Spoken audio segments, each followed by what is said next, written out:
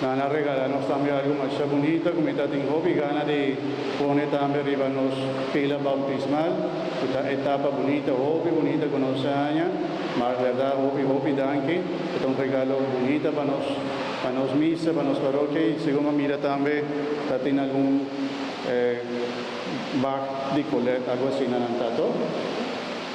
Otro regalo estaba aquí, pues, sí, saco una de colecta, Masha danke de verdad de corazón, tan bonito regalo, una mira como bonita queda, y pila bautismal.